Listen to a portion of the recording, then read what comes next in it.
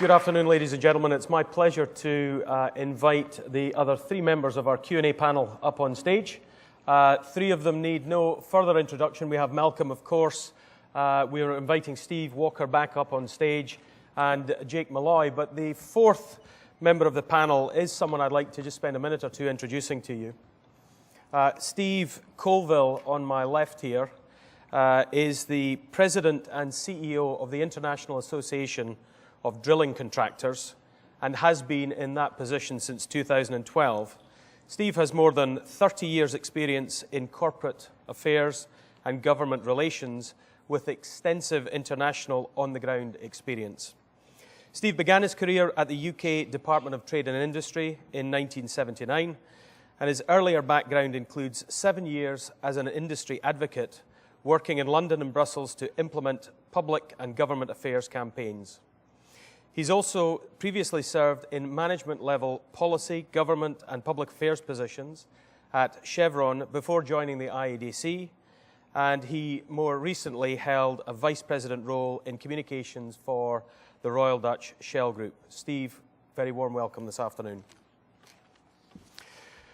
So, what we're going to do this afternoon is to run this a little bit like question time. So if I'm David Dimbleby, these are my politicians who we're going to give a bit of a hard time to. And we may have a David Cameron, Miliband, Salmond, and perhaps even a Farage, and I'll let you choose which is which. But gentlemen, without further ado, I'd like to start by giving Steve a few minutes just to say a word or two about the IADC and the key focus areas at the moment. Right. Thank you very much, Geoff. It's a pleasure to be here. Hopefully most of you know the International Association of Drilling Contractors, but I would really like to say that the association you have known is changing, and it's changing pretty rapidly. For a start off, the name is a bit of a misnomer. The word contractors in there suggests it is alone contractors.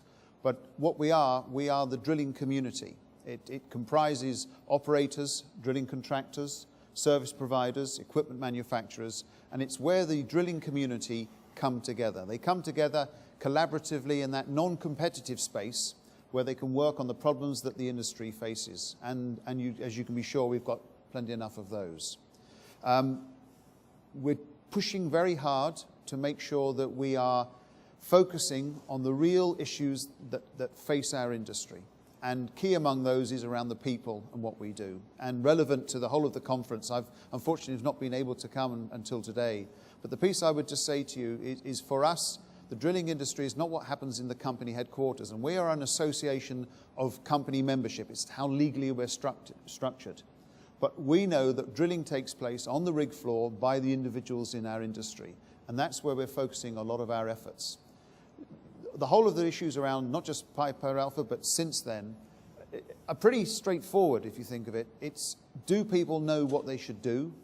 Do they know how to do it? And do they do it? And for us as the association, it's the 3 C's as we face it. It's around the competence. Are people truly competent?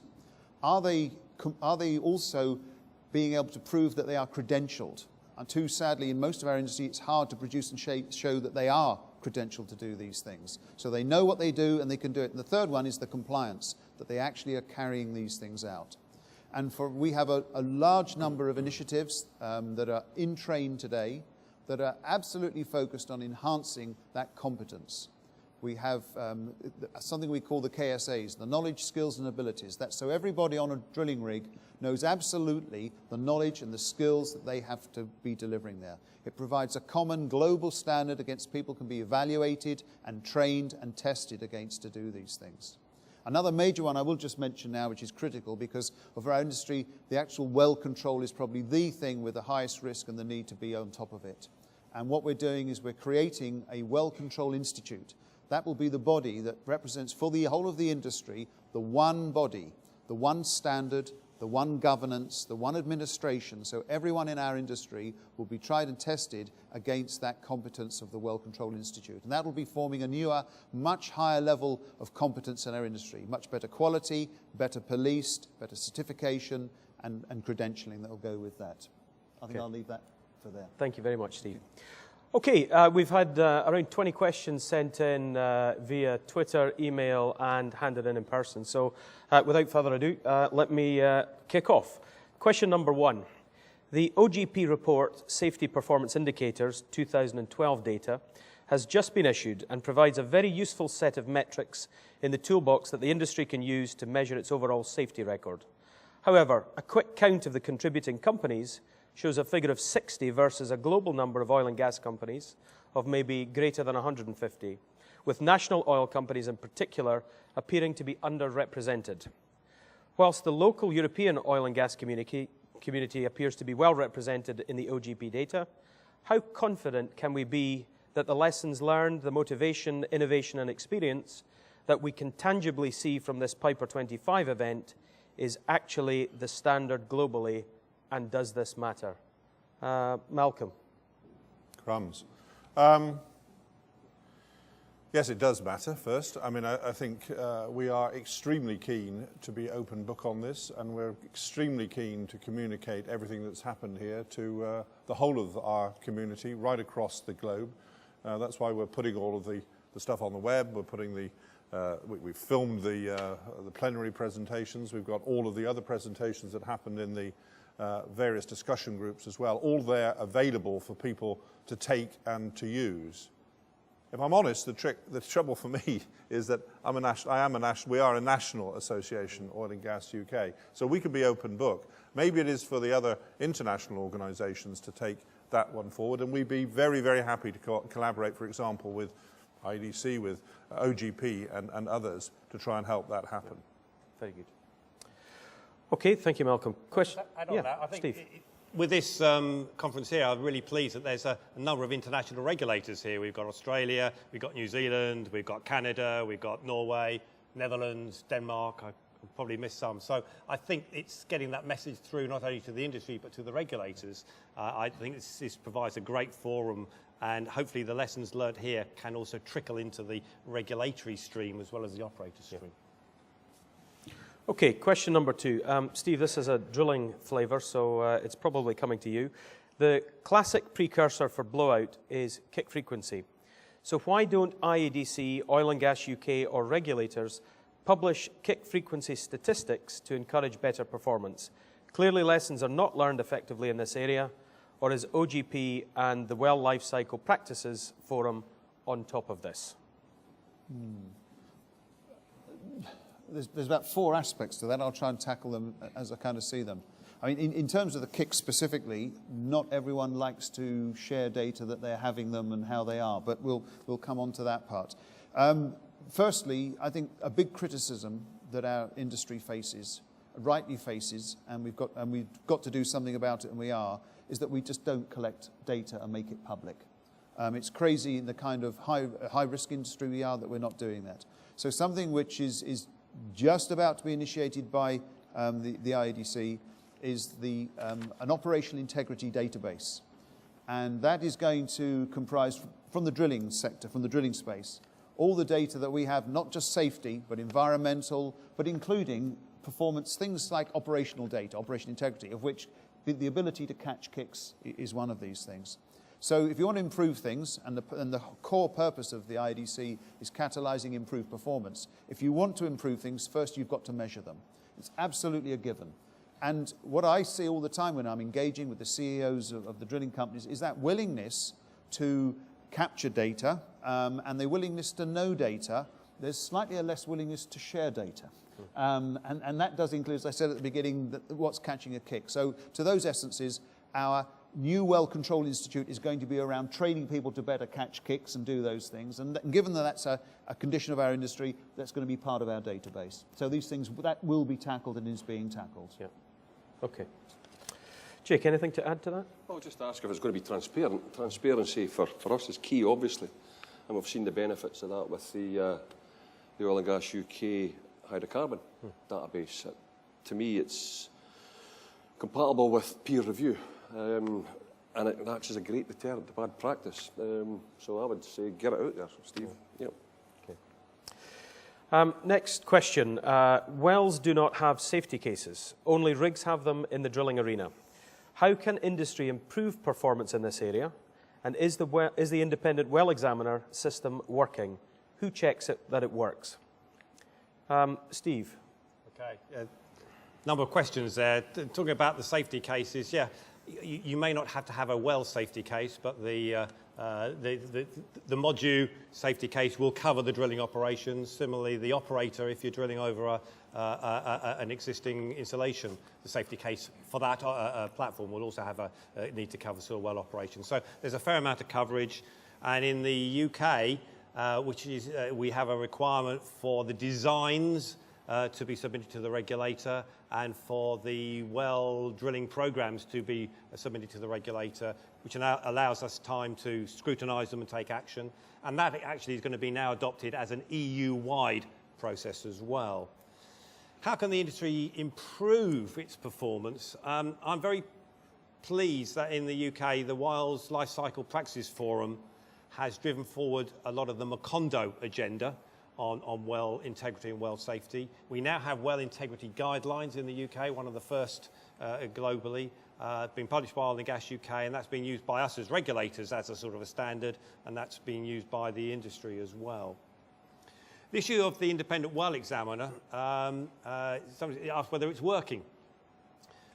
At the moment, it's only the UK which has this process. You know, it's like an independent verifier giving peer review of design and also of the progress of a drilling campaign. Well examiner needs to be involved at all stages, right from inception to abandonment.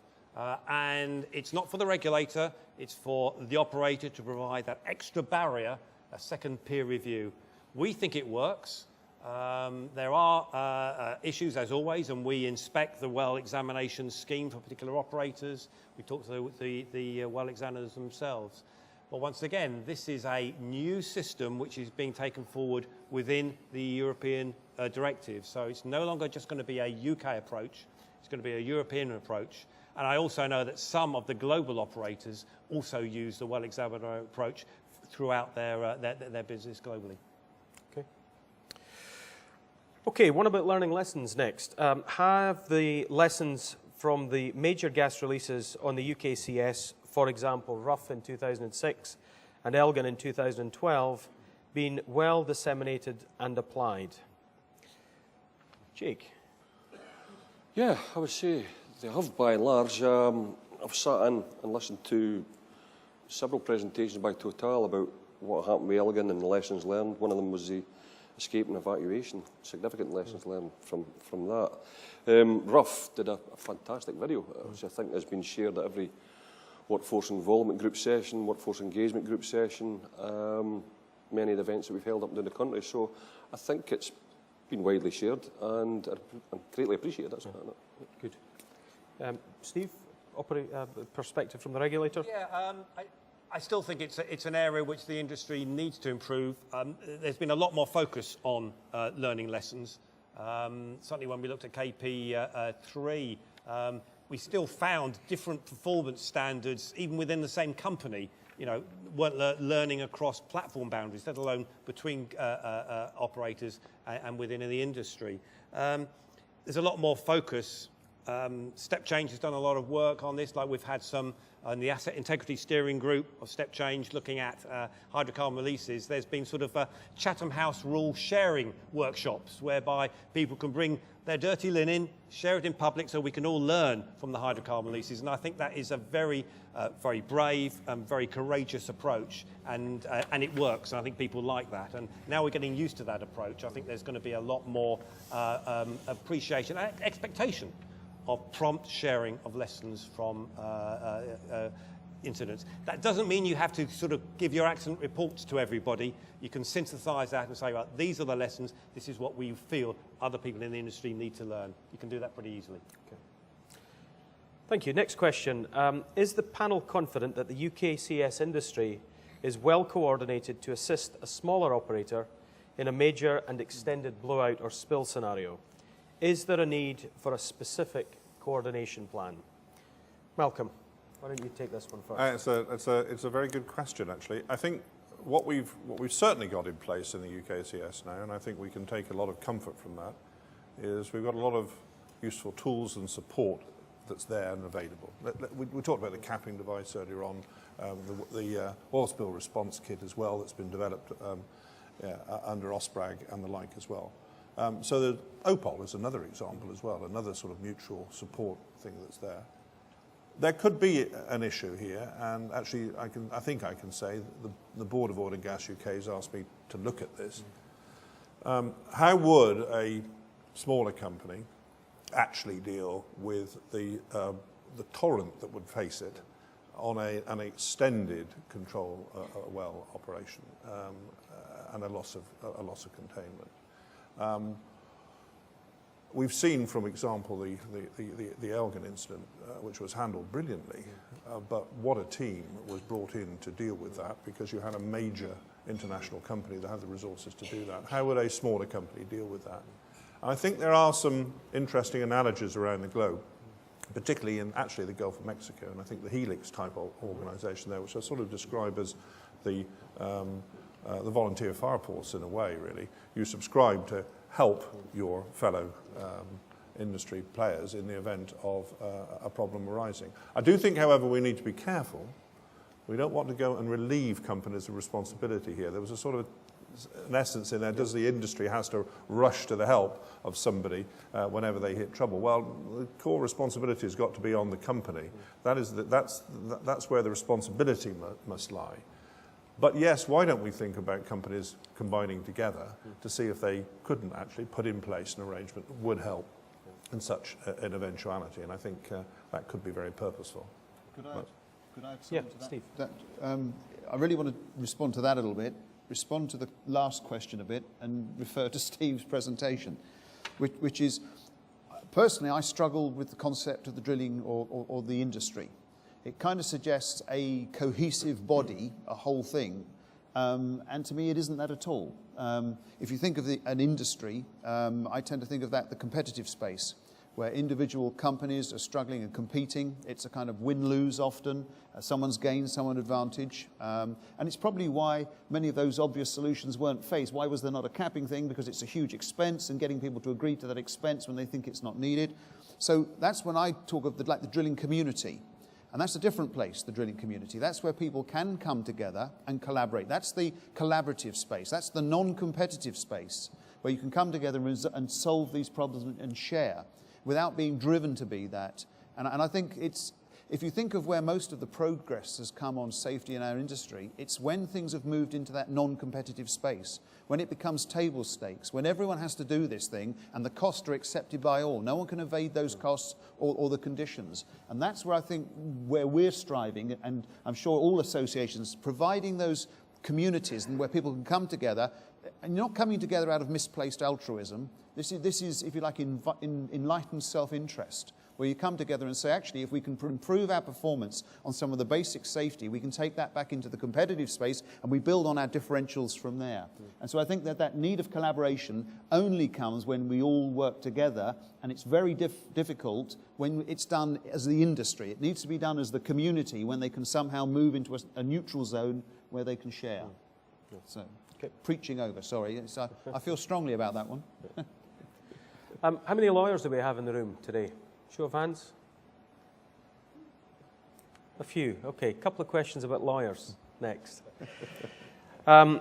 What should industry lawyers do better or differently to support industry towards better safety performance? And a second similar question also came in over the last couple of days. How can we convert lawyers from being blockers, these are the words of the question, not my own, blockers into enablers for the process of sharing vital information on incidents and their underlying causes?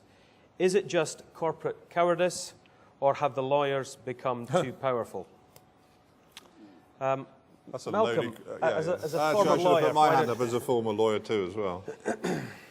It's a very good question. We mustn't sort of vilify our friends in the law. I would say that, wouldn't I? But I think what we need to encourage them to do, and I think it does come back to this data thing, where if I see the problem recurring time and time again, it is on the release of data that could be that could be useful in a safety context or even in an operational context sometimes. And I think we've got to challenge our legal friends to be slightly more inventive about that. It's quite easy to default to no, actually. That's quite an easy place to go to. Let's try and find out how we can get that data shared and available between us, maybe under conventions or agreements that allow that to happen. I know as we ever go through a sort of, we seem to be heading toward a more and more litigious society. People get terribly worried about privilege, legal privilege over this data. But I think we've got to challenge ourselves in ways that we can be more open on this and see what we can do to get this stuff through. Are lawyers too powerful, I think, was the sort of the second part of that. Lawyers do have quite a lot of power, actually, and I've seen that the quite junior lawyer, and that's I'm not being disparaging about the junior lawyers, but they can often sort of go straight past the line, right in at a senior level, if they have a concern over the legal standing of something. Well, often that's necessary, and that's not such a bad thing. And I suppose in the context of safety here, maybe that's just the sort of thing we'd like to see happening with regard to safety too. If people having a safety concern could go straight to the top and make sure that it was properly dealt with and considered at that level, that might be an interesting point too as well. It's a very, very difficult issue here because you are talking about questions of corporate challenge and some tough things there really. So it's a very difficult issue. Yeah. Steve, anything to add? Yeah, I do sometimes wonder who is it the tail wagging the dog here somehow, because I think the lawyers will be reporting to the senior people within a particular corporation. And it's those senior people who have to set the culture and have to either accept or reject the advice which they get from their legal advisors. And if there is a corporate culture of saying, you know, we are going to be risk averse on these sort of things, we're going to keep closed, well, that's one thing. I would hope that, that companies, the corporate culture is now, certainly in the offshore industry, accepting that there needs to be spreading of information. And you can be inventive, I think, on these sort of things. You know, as I said, there's no expectation that companies will just share completely all their internal investigation reports. But certainly there's a lot more discrete information, lessons which can be learned, which could be shared if only people were willing to be inventive and to get away from this immediate sort of shutdown.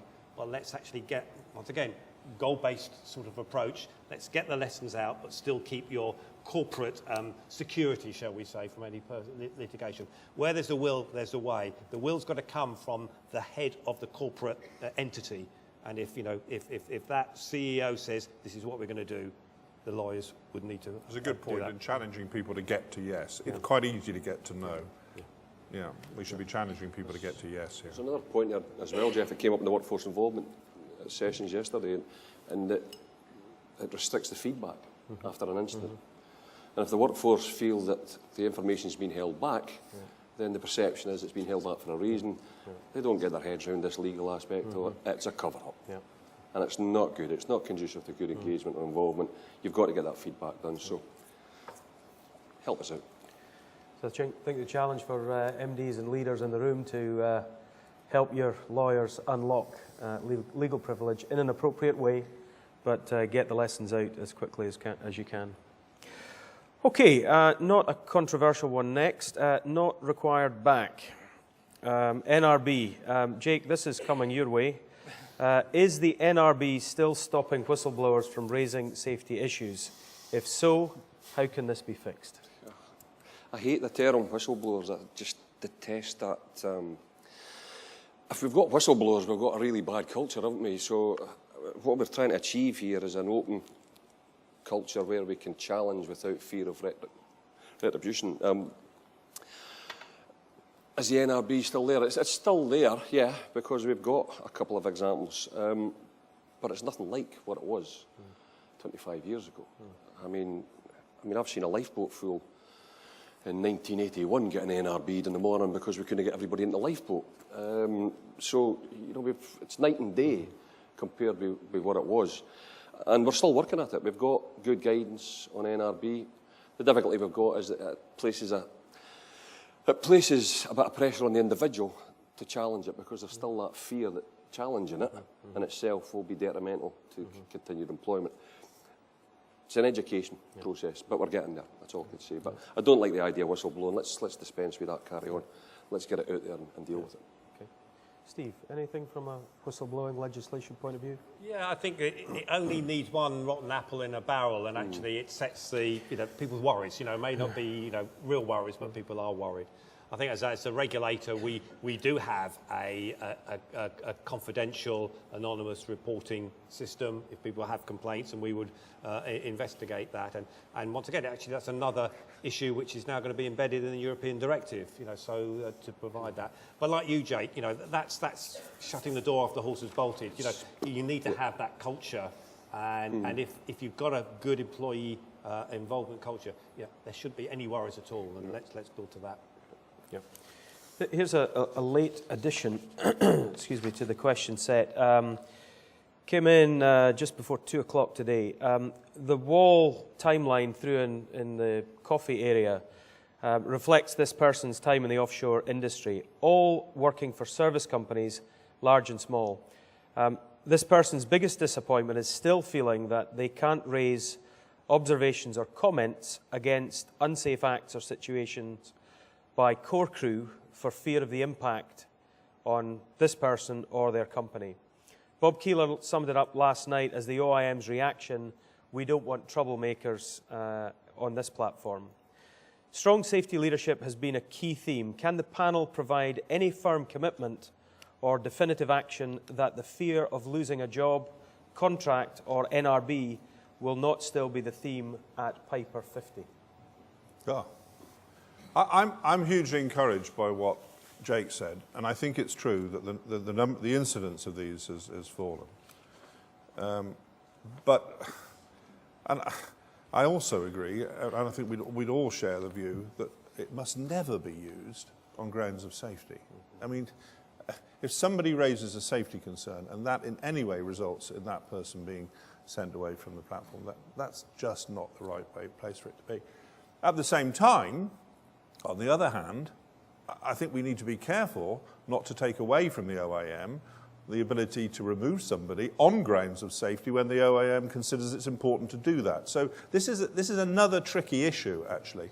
I think I'm hugely encouraged that the guidelines that we put together with Unite and RMT have had the effect of actually lessening this. We have got a procedure in place where everything can come up, and a removal can be challenged, and it's all open now. I think we're heading in the right path, and I definitely hope in 2050 we won't be discussing this issue again.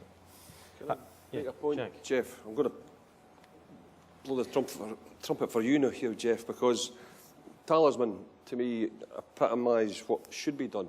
Geoff picked up the phone to me a few months back now to tell me that a contractor, a service hand, had called the HSE hotline to report an event because he didn't feel that management on board the installation was dealing with it.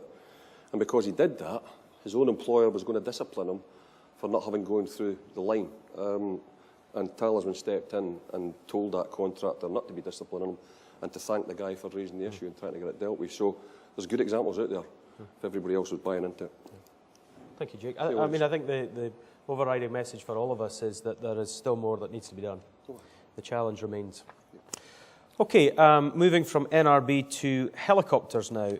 Is the EC225 gearbox issue fixed? And Jake, I'm going to ask you as a member of the Helicopter Safety Steering Group to start the answer there, please. In a word, no.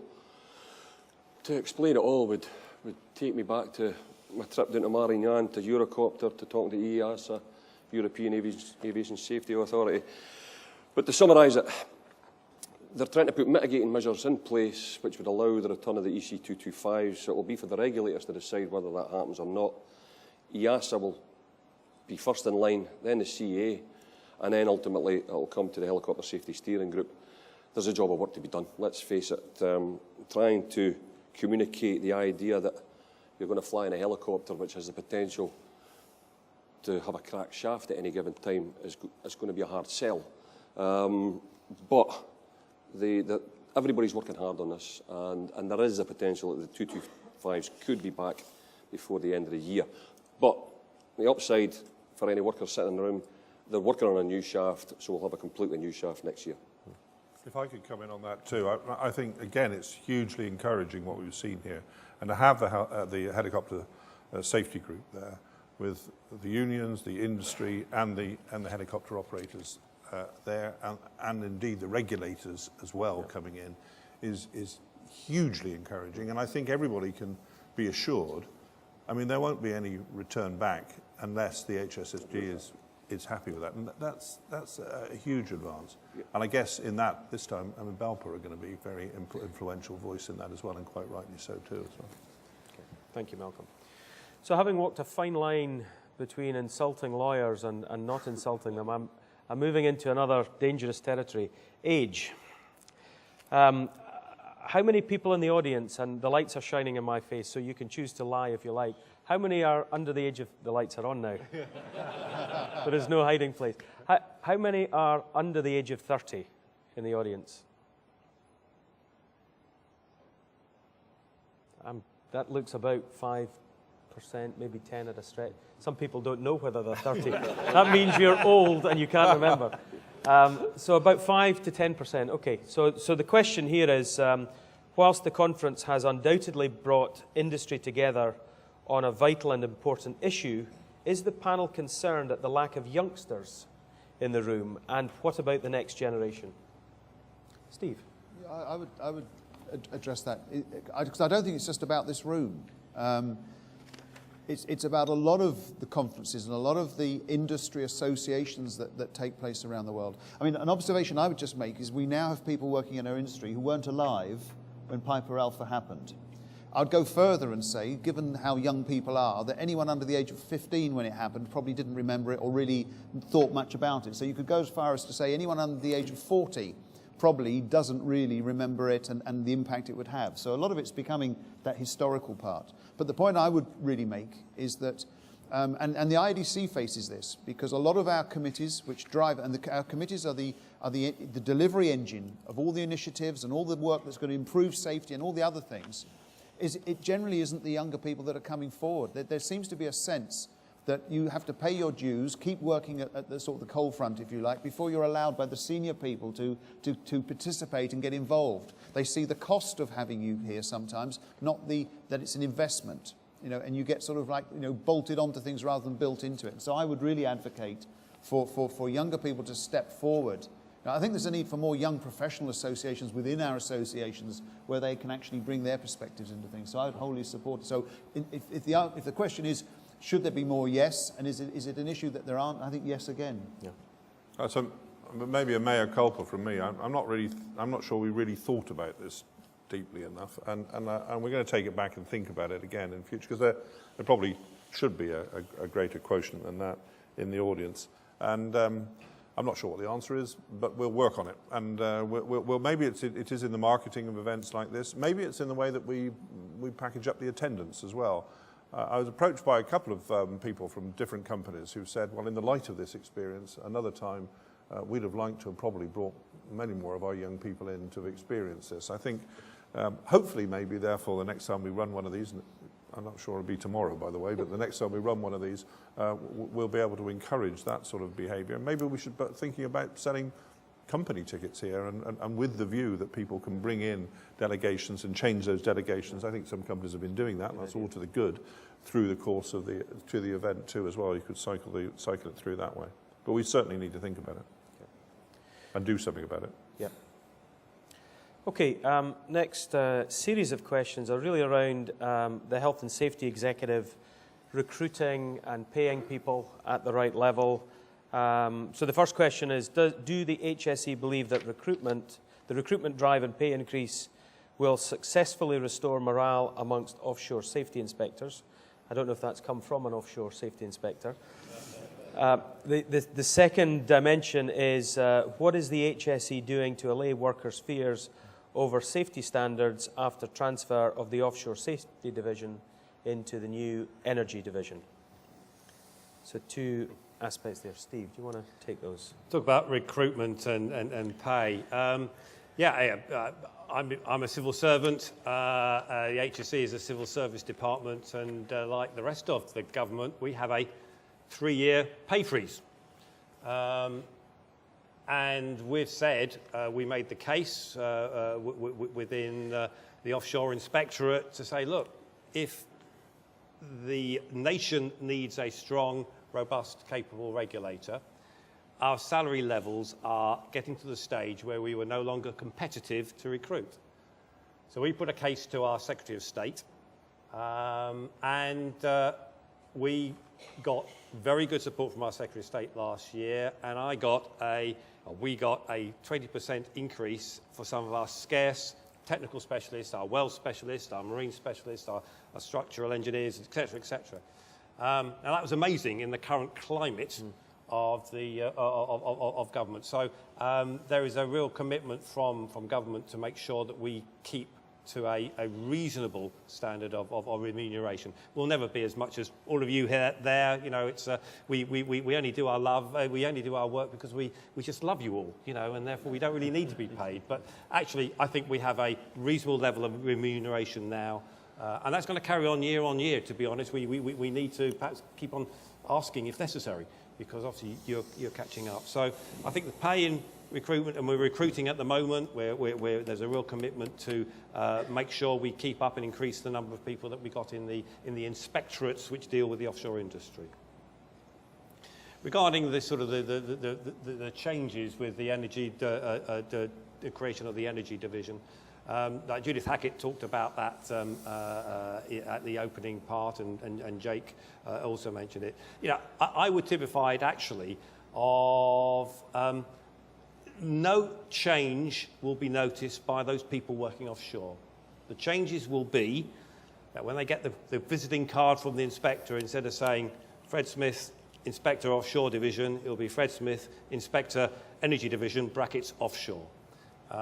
Same number of people, same programs, same priority, same influence within HSE, and we are still recruiting, and we're still sort of driving forward. So a real reassurance to those people working offshore is that they won't notice any different. It's just a title.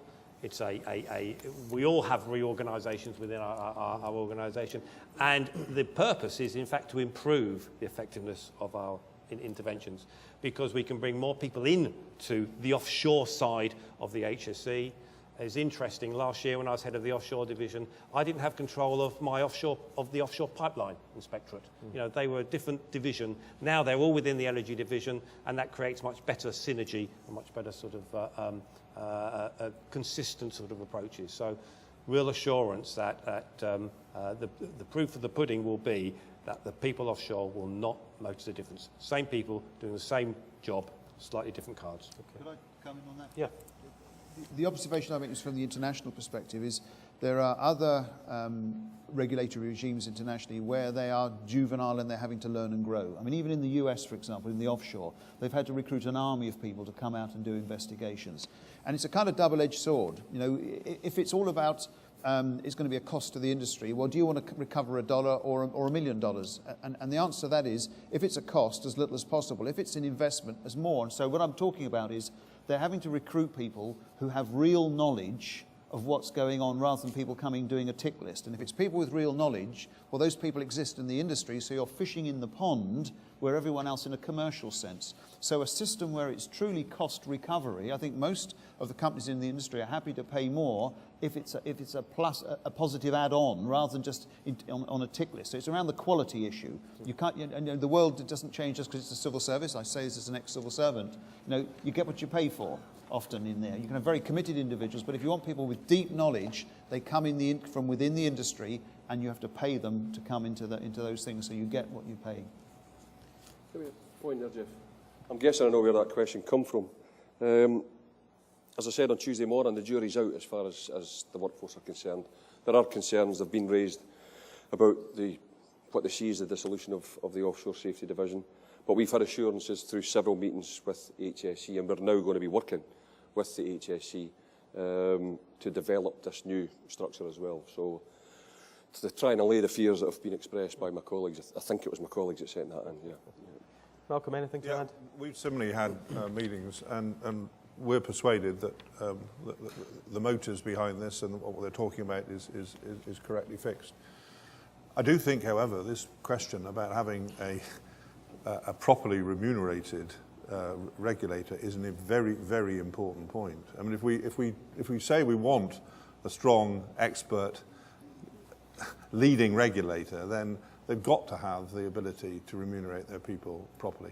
I think the HSE is in not maybe such a bad position in view of what's happened there. We do actually fund that, of course, through the it's paid for by the industry, and I don't think the industry has a problem with that. I do think, just to switch a bit, I think I see in DEC we see quite a lot of stretch at the moment, and I think Surrey and Wood's review is going to be very interesting in that when they look at that as well. And I would say this, wouldn't I? But the industry, you know, pays, well, we pay billions of pounds in taxes. Let's forget about the billions that we pay in taxes. But each year for our production licences, the industry pays in aggregate £70 million a year. That's a flea bite as far as the Treasury is concerned. But if you think of the sort of regulatory agency you could run with £70 million, what an agency that is. So I think actually we need to ask the government to start getting over some of its problems around hypothecation, stop dropping that £70 million just into the big bucket and actually use it to pay for the sort of regulators that we need. An alternative, Geoff, you could always cap oil company pay at the same level as the... It's a very interesting idea, Jake. Yeah. Next question. And I think we have time for, this will be the last question, unfortunately.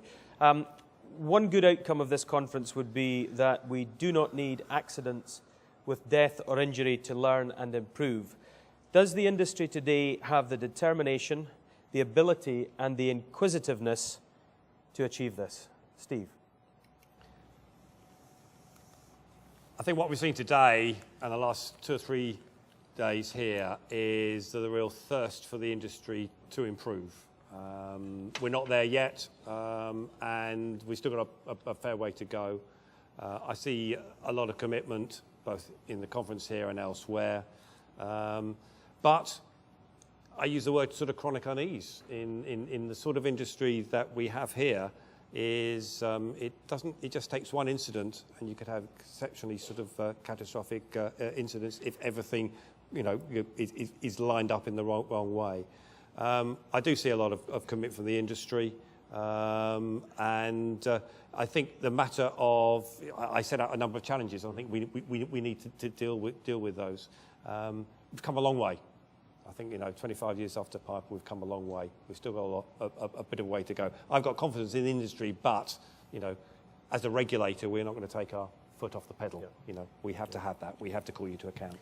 Malcolm, determination, ability and inquisitiveness to achieve this? I think so. I really do. But I'm going to say something sort of like a chip record.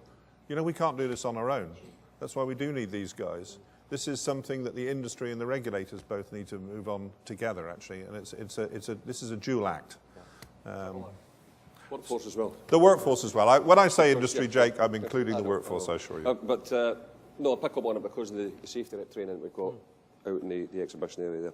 If we buy into the safety rep training, then the safety reps will be better equipped to try and reduce the accident rate, and be proactive in preventing major accidents. Yeah. Steve is a bit of an independent view. Well, do I get the final word? But I return to a point I made a little while ago. What is the industry? Steve used the word in the industry here, and I'd absolutely agree that determination is really here. And I've yet to meet anyone who says they want to hurt people and damage things. But elsewhere in the world, there is not that determination yet. It exists among the international players who go there. It exists among some of the regulators in those countries. But there's a huge amount to be done internationally in this. So I think, you know, there's a beacon that shines out from Europe and the North Sea here. But a lot of people have yet to see the light. Yeah. Okay. Thank you. Unfortunately, that's the end of our question and answer session. I would like to thank the panel, a very well-informed panel, I must say, for their honest and open answers to the questions that we received over the last few days. So please join me in thanking the panel. Thank you.